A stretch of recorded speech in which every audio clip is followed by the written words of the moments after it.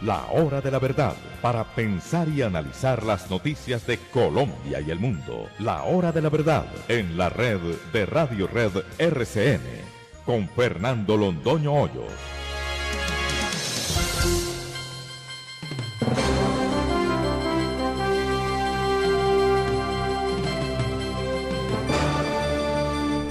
Muy buenos días. Son las 6 de la mañana de este viernes 5 de julio de 2019. Esta es la hora de la verdad y estos temas y asuntos que trataremos en la grata compañía de ustedes durante las próximas horas. ¿Cuántos somos? Nos aparecieron como 4 millones de compatriotas con los que no contábamos, pero ese es el resultado final del censo y tendremos el gusto de hablar con el doctor Juan Daniel Oviedo, director del Departamento Administrativo Nacional de Estadística, sobre este tema de tanta importancia para medir los desarrollos del país y para valorar sus cifras económicas, para tantas cosas. La celebración del 4 de julio en Washington.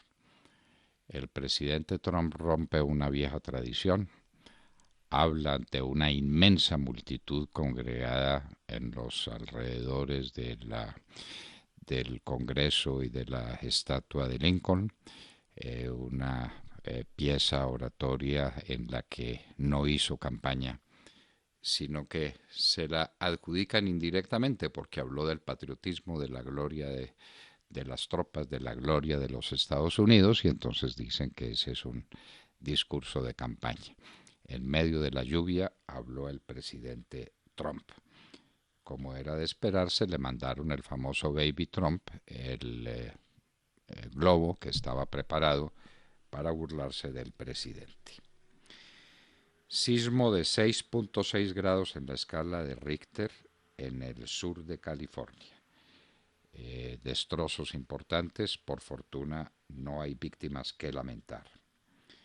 Las bolsas estuvieron muy quietas ayer, como era día de vacancia en los Estados Unidos y las bolsas estuvieron quietas, las del mundo también, lo que muestra la inmensa significación que tiene la economía de los Estados Unidos en el conjunto de la economía mundial. El petróleo sigue cayendo, el WTI está a $56,80 y el Brent a $63,30. Le recomendamos un artículo excelente de John Marulanda que se llama La Habana Cadena Radial, recordándonos que los grandes temas de la historia moderna se hicieron a punta de radio. Con la radio movió Goebbels a la gente en Alemania, con la radio hizo Stalin lo que tuvo que hacer en Rusia. Y eso a propósito de que le dieron radio a los bandidos de las FARC. Obviamente dicen que serán emisoras eminentemente culturales, pero por favor, ¿a quién le entregaron esas emisoras y quién se las va a quitar después? A propósito de eso, tenemos la noticia de que los Estados Unidos le dijeron a la JEP que no le van a mandar más pruebas para el caso Santrich ni a la Corte Suprema. Ni más faltaba. Ellos mandaron las suficientes para decir por qué razón están pidiendo a ese sujeto para juzgarlo en los Estados Unidos. Pero no le van a hacer el juicio en Colombia con las pruebas de los Estados Unidos. Eso no lo van a hacer. Porque la Corte Suprema, para proteger a Santrich, porque obviamente pues son los amigos de Santrich los que están dictando sentencias, le exigen a los Estados Unidos que le mande todas las pruebas del proceso. Buena respuesta de los Estados Unidos, que era la de esperar. La señora Bachelet estuvo en Venezuela y Maduro seguramente pensaba que como ella era de izquierda iba a hacer un informe muy favorable a su gobierno para encubrir los terribles atentados que se han cometido contra los derechos humanos en Venezuela. Le salió el tiro por la culata a Maduro. La señora Bachelet cuenta las atrocidades del régimen de Maduro, la cantidad de muertos, de personas asesinadas por el régimen, bien directamente, bien a través de sus atroces regimientos paramilitares, los famosos colectivos. El informe de la señora Bachelet sorprendió al mundo entero. Y entonces sale el gobierno de Venezuela a decir que es un informe sesgado, equivocado, que, en fin, las mil cosas que tiene que decir en medio de la sorpresa de que una de las suyas aparentemente cuente la verdad sobre las atrocidades con que Maduro se está manteniendo en el poder en la hermana República de Venezuela. Hace 30 años, los narcos asesinaron al gobernador Antonio Roldán en Medellín. Ayer hubo un homenaje a su memoria, muy merecido, y se recordaban los crímenes que se han cometido contra gente muy significativa en la vida nacional que ha sido asesinada por el narcotráfico fundamentalmente. Y entonces, bueno, Jorge Eliezer Gaitán, asesinado por los comunistas, por Fidel Castro en las calles de Bogotá, y después la historia es larga y dolorosa, y en Antioquia están culminando con Antonio Roldán. Y a propósito de Antioquia, el gobernador de Antioquia se salió con la suya en el sentido en que la ministra de Educación no tuvo más remedio que admitir el gigantesco fraude que se está cometiendo con el dinero para la construcción de muchos megacolegios.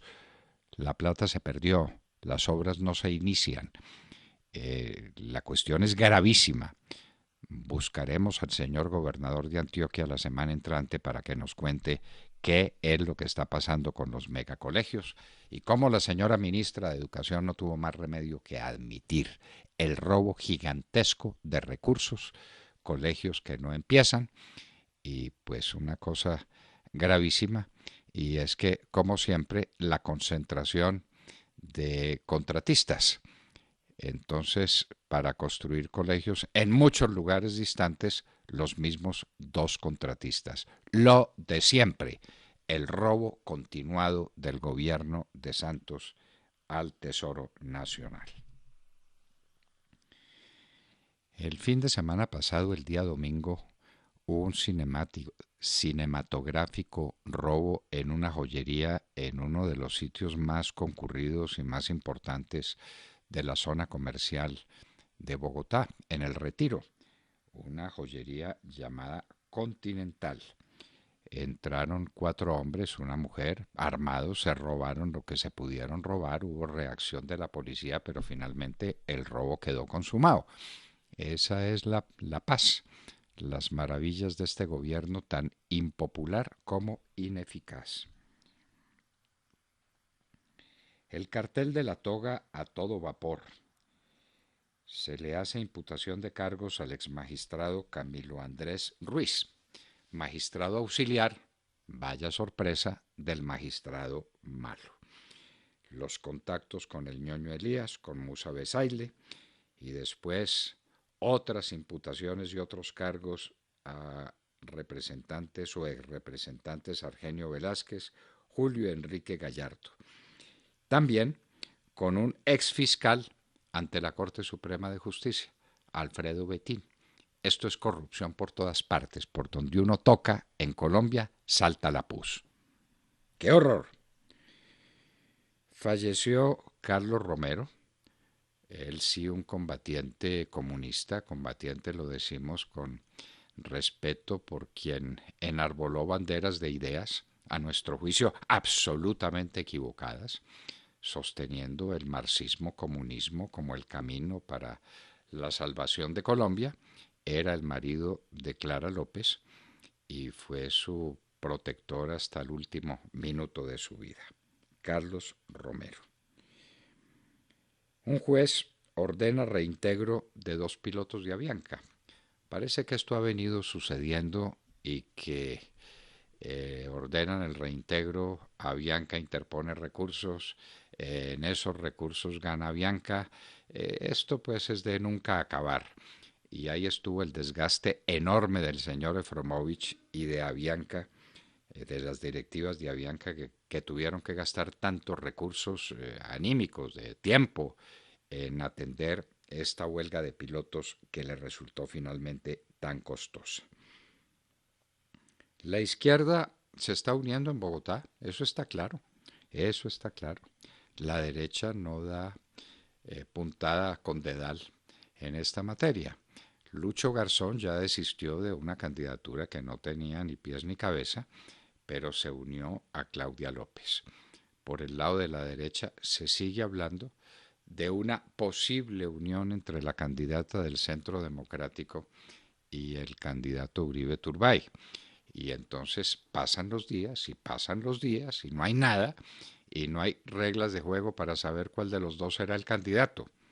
Entonces, pues nos va a ir como nos va a ir por cuenta de la ineptitud con que se está haciendo la política de derecha. Mientras tanto, el señor Galán se mantiene en una candidatura que tampoco tiene ningún horizonte distinto del de restarle votos a un posible candidato de unidad. Y después quéjense otra vez en Bogotá de un gobierno de izquierda, como el de Samuel Moreno, como el de Gustavo Petro, como el de Lucho Garzón. Vuélvanse a quejar.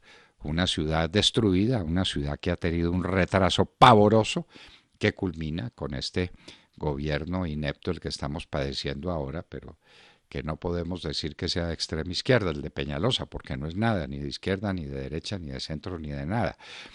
Pero los pasados gobiernos comunistas o procomunistas dejaron una honda huella de ineptitud y unas consecuencias de retraso en la ciudad de Bogotá pavorosos. Nadie ha hablado de un estudio de la CEPAL sobre el endeudamiento de países de América Latina. Calladitos todos la boca. La situación de Colombia es gravísima.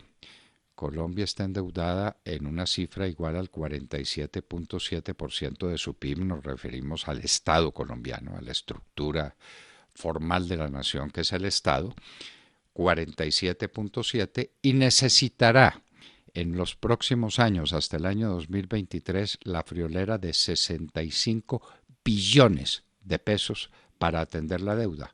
No para pagarla, desde luego, para atenderla, para servir la deuda. Esa fue la herencia de Santos, de la que por alguna razón que nunca nos pareció válida, el presidente Duque no quiso hablar desde el 7 de agosto del año pasado, endeudados hasta los tuétanos. Los países más endeudados con respecto al PIB son en América Latina Argentina, con una situación terrible, el Brasil, que tiene una deuda más manejable porque gran parte de ella es en moneda local, y Costa Rica. Después viene Colombia. Y le siguen a distancia otros países más felices como México y los países más sanos del continente en endeudamiento, que son Chile y Perú.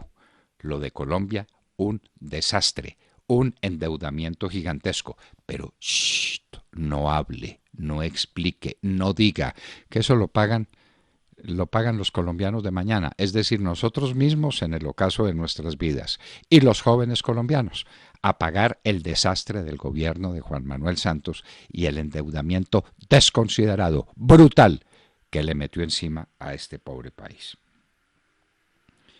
El sorprendente informe de Michelle Bachelet sobre Venezuela. Decíamos que Maduro se declaró sorprendido por esto. Tenemos cerca de 7.000 muertos en cifras del propio Maduro, causados por el chavismo, por resistencia a la autoridad. De manera que las cifras son muy superiores. La señora Bachelet en su informe calcula que una ama de casa promedio en Venezuela tiene que pasar 10 horas al día. Les repetimos, 10 horas al día buscando dónde le vendan comida. ¿Eso no es un genocidio? También tiene la cifra dadas por los hospitales de las personas que han muerto en los hospitales por falta absoluta de recursos. La gente en los hospitales se tiene que morir porque llega muy enfermo y hay muertos. No, esto es gente que se hubiera podido salvar y que se salvó porque no hay con qué tratarlos. Y estamos hablando de 1.557 muertos. Empiezan ya las redadas contra los migrantes a los Estados Unidos. Las anunciaron para después del 4 de julio y estamos después del 4 de julio. Estamos a 5. En Colombia, otra tragedia. 5.573 niñas entre 10 y 13 años violadas y embarazadas. Eso fue el año pasado. Buena cifra de lo que es esta sociedad. Y uno tiene que convivir con ella y eso es lo normal y eso es lo que pasa. Y desde luego estas atrocidades no se castigan porque la impunidad en Colombia es algo atroz. La esquiva pensión. 6 de cada 10 afiliados a los fondos de pensiones no se pensionan nunca. Y les tienen que devolver algún dinero que tengan ahorrado en el fondo. El Estado sale a vender bienes de capital. Eso es vender el televisor para poder comprar el mercado. 6.6 billones aspira a reclutar el gobierno de Duque vendiendo bienes de capital. No nos han dicho de qué empresas son, si esas empresas son productivas, si no son productivas.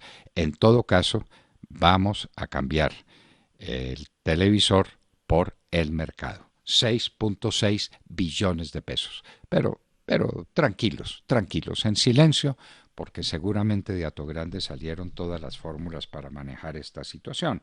A propósito, el presidente Duque, antes de ir a Atogrande, hizo un viaje al exterior y después de Atogrande ya está tomando el avión para irse para Lima. Y uno se pregunta, ¿a qué horas tiene tiempo de gobernar el presidente? Fue detenido por la Armada Británica un buque que llevaba ilegalmente crudo iraní hacia Siria. Sigue la tensión con Siria. En Italia rescatan un buque con 54 migrantes. ¿Cuántos buques pasan? ¿Cuántos migrantes están llegando a Europa? De la gente desesperada que sale del África huyendo de la miseria en que los dejaron primero las fuerzas colonialistas europeas que fueron un desastre en África y después, para remate, los comunistas que se tomaron el continente. El submarino ruso que se hundió, recuerdan ustedes, un submarino que era un submarino que estaba trabajando para propósitos científicos y de investigación, pues han seguido las preguntas hasta que Putin tuvo que reconocerlo. Llevaba armamento nuclear. La Unión Europea está ahora preocupadita con el poder nuclear de Irán. Irán está haciendo lo que les da para la gana y los mandó para la punta de un cuerno. Ya Trump se había retirado de ese acuerdo hace mucho tiempo y ahora Irán dice, enriquezco uranio por encima de lo que me está permitido y hago lo que me da la gana. ¿Y qué? ¿Y qué? Pues y nada. La Unión Europea se desquitará con más discursos, que es lo único que saben hacer en Europa en esa materia. La Boeing pagará $100 millones en indemnización a víctimas del accidente de sus 737 MAX 8 que se cayeron por problemas del software del avión, y esta es la hora en que no nos dicen que ya tienen superados los problemas, pero pagarán $100 millones en indemnizaciones. Nueva tétrica publicación. Salieron al aire y están conocidas videos o fotografías que muestran pinturas que hacen los niños migrantes a Estados Unidos y se pintan en medio de jaulas o entre jaulas como unas bestias. Entonces Trump dice, si no quieren, si les parece tan malo el tratamiento, que no vengan. Eso es inhumano. Los campos de concentración, porque no otra cosa son, contra los migrantes latinos. Y esa es la batalla de Trump, ¿qué le vamos a hacer? Y ese es el tratamiento que se le da a los migrantes, complicado hoy con la cacería que se le hará a muchos que están en los Estados Unidos para deportarlos a sus países de origen. Y en Hoy en la Historia recordaremos una de las más duras, terribles batallas de la historia de la guerra entre Alemania y Rusia, la batalla de tanques de Kursk, en batalla de tanques la más grande de la historia, en batalla general una de las más terribles que se vivieron nunca, la batalla de Kursk. De todo esto y de mucho más hablaremos con ustedes en las próximas horas en la Hora de la Verdad. Y los invitamos a seguirnos a través de la señal de audio en alta calidad en TuneIn que pueden encontrar en el canal de Radio Red de RCN. Igualmente los invitamos a sintonizarnos en los diales 710 AM en Medellín, 1200 AM en Cali y 970 AM en Bogotá. Y recuerden que estamos presentes en nuestra cuenta de Twitter, @Hora de la Verdad. A través de esta cuenta pueden seguir el minuto a minuto de nuestras emisiones. Los invitamos también a seguir nuestra transmisión a través de Facebook Live con nuestra señal en vivo y todo el contenido de nuestras emisiones que está disponible en nuestro canal en YouTube. También tenemos nueva cuenta en Instagram. Ahí estamos compartiendo historias, videos, imágenes y todos los acontecimientos del país. Síganos en @La Hora de la Verdad oficial. Son las 6 de la mañana, 23 minutos. Comenzamos ya. Bienvenidos.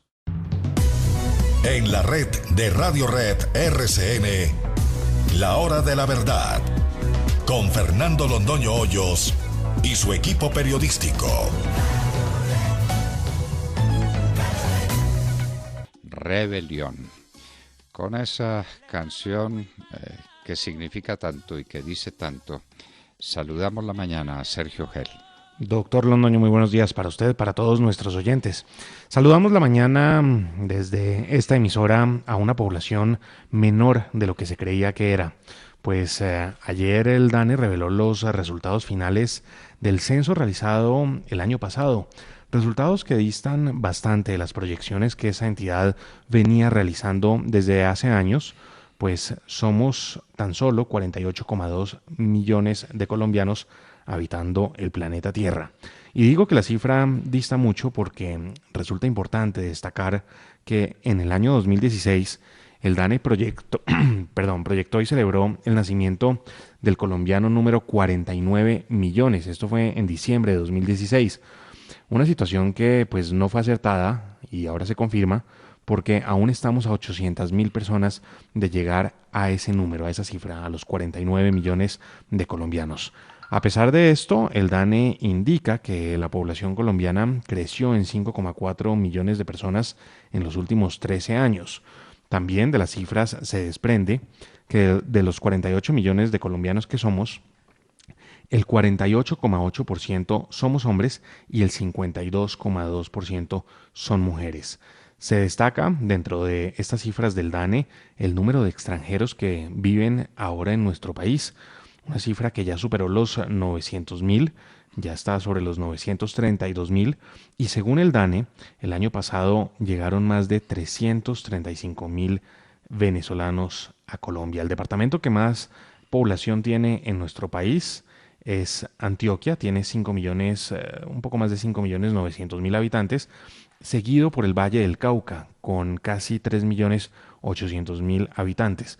Interesante ver cómo pues, los departamentos que menor población tienen en Colombia son Vaupés, que tan solo tiene 37.690 habitantes, y Guainía, que tan solo tiene 44.431 habitantes. Algunos de los datos que se desprenden pues de estos resultados que presenta el DANE, resultados que son fundamentales para nuestro país, para las proyecciones económicas sobre todo de nuestro país, para los cálculos que se tienen que hacer y bueno, para tantos temas, por ejemplo, entre otros, el tema pensional.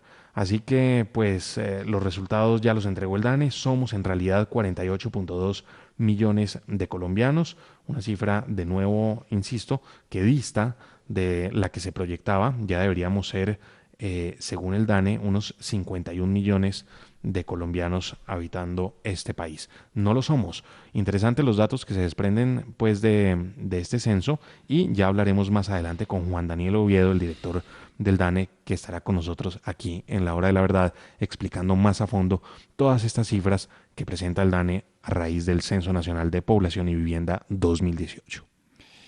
Y tenemos que enmendar una plana suya, Sergio, porque usted dijo que habitan el planeta Tierra. ¿Dónde están los colombianos que viven en el exterior?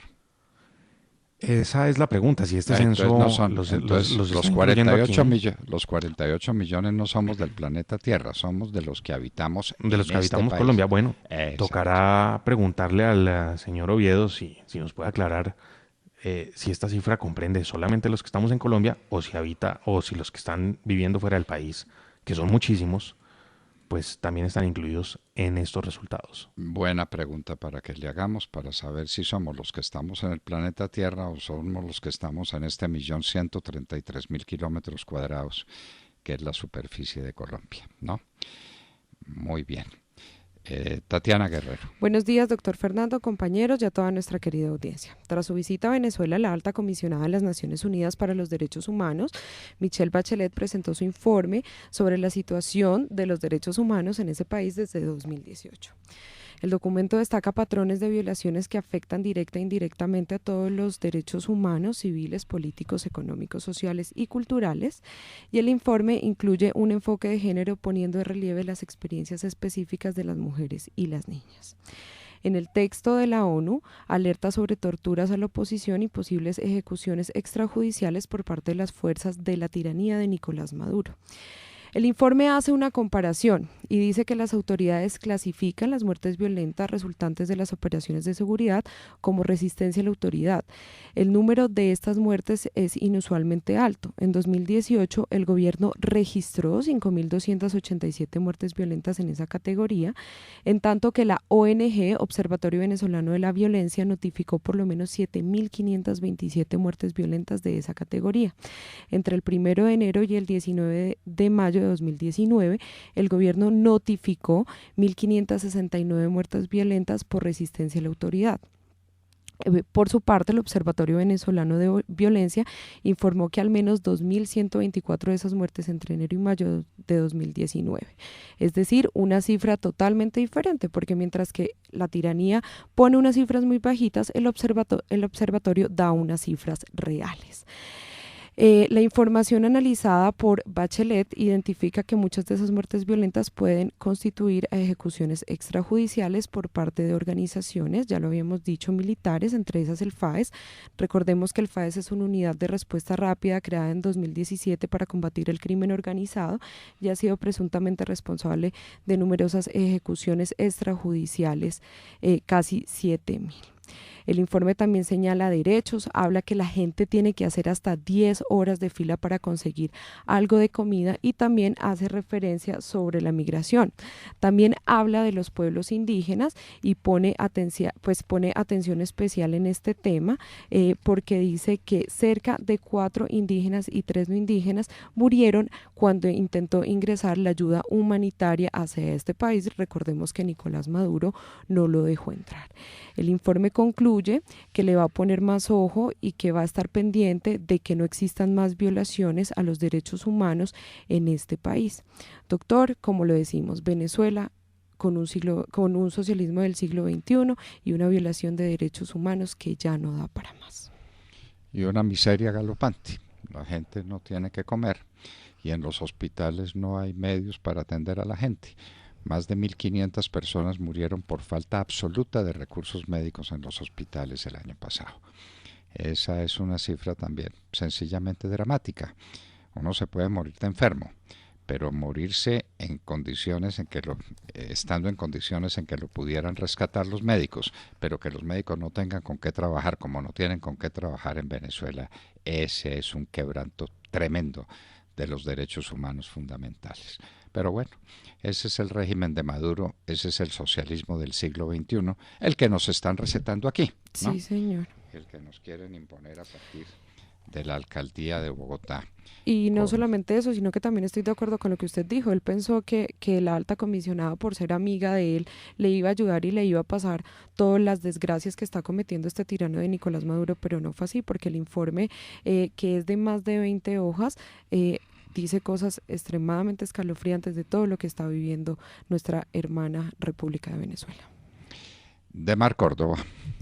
Doctor Fernando, compañeros de la mesa, oyentes de la Hora de la Verdad, muy buenos días. Luego de que hace unos días la Sala de Instrucción de la Corte Suprema de Justicia asumiera competencia sobre el proceso en contra del narcoguerrillero de las FARC, alias Jesús Santrich, el tribunal, lo mismo que ya había hecho la JEP, mediante una carta le pidió a los Estados Unidos que le entregara varias pruebas en contra de Santrich, esas pruebas en audio y video. Ante esta solicitud, los Estados Unidos una vez más le aclararon al sistema judicial colombiano que este tipo de solicitudes solo las podía adelantar el Ministerio de Justicia y que ellos estaban listos para revisar este tipo de peticiones de acuerdo con el Tratado de Cooperación Judicial que hay entre ambas naciones. De esta manera, una vez más, y con toda razón, los Estados Unidos le negó a la Corte Suprema de Justicia las pruebas en contra de Alex Jesús Santrich por el delito de conspirar para introducir 10 toneladas de coca a ese país, pues consideran que esas pruebas son inviolables y deben ser tramitadas desde el Ejecutivo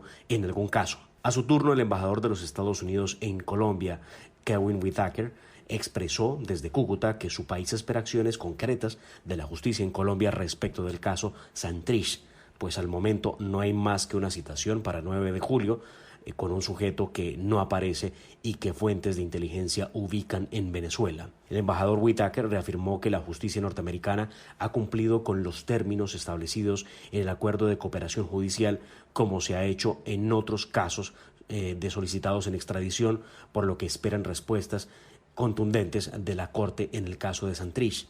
Lo que no deja de ser absurdo es que, una vez más, la justicia en Colombia, primero fue la JEP y ahora la Corte Suprema de Justicia, exija más pruebas en el caso de Santrich, cuando es claro que el país requirente no tiene y jamás ha presentado pruebas en contra del extraditable, pues lo que procede es su envío a los Estados Unidos, donde debe responder el sujeto ante un juez de Nueva York que determinará si es o no culpable del delito de narcotráfico, que es el que se le imputa.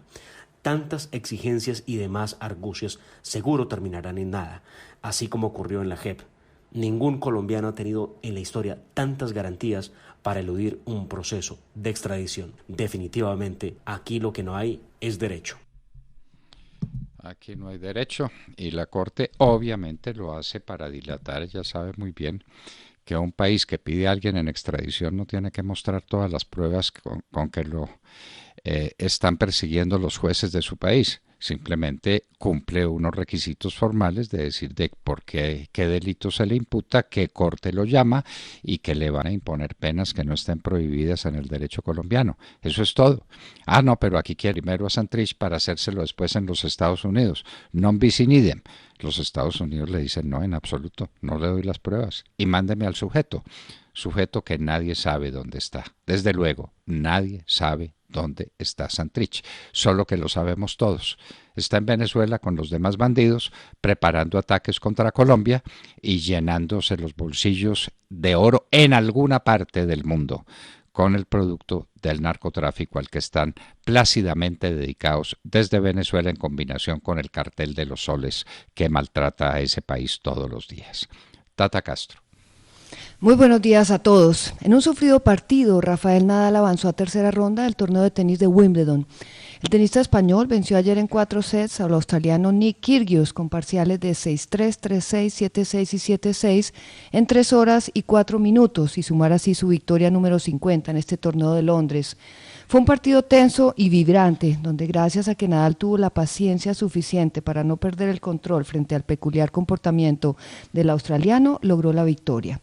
Ni los gestos de Kyrgios, ni las payasadas, ni los 2 servicios por abajo, ni siquiera el pelotazo que le lanzó al cuerpo en el tercer set cuando Nadal estaba en la malla, lograron descomponer al número 2 del mundo, que tuvo que batallar no solo con el buen juego del australiano, que logró 29 aces y 58 tiros ganadores, sino también con su mala educación.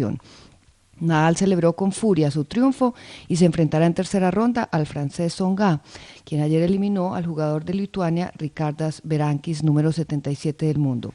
Por otra parte, Federer también avanzó a tercera ronda, se medirá mañana al francés Luca Pouille, y hoy los colombianos Cabal y Farah van por su segundo triunfo frente a la dupla de Kazajistán, Bublik y Kukushkin. También veremos, doctor Londoño, hoy si la tenista de 15 años, la estadounidense Cory Gauff, logra ubicarse en cuarta ronda frente a la eslovaca Polona Hercog y así seguir haciendo historia. Esta joven talentosa que fue invitada por la organización y está devolviendo con creces la confianza que depositaron en ella. Continúa Wimbledon, mañana arranca el Tour de Francia con 4 colombianos y el domingo termina la Copa América con la final entre Brasil y Perú. Estas son las noticias del deporte más importantes que nos traía la Tata Castro.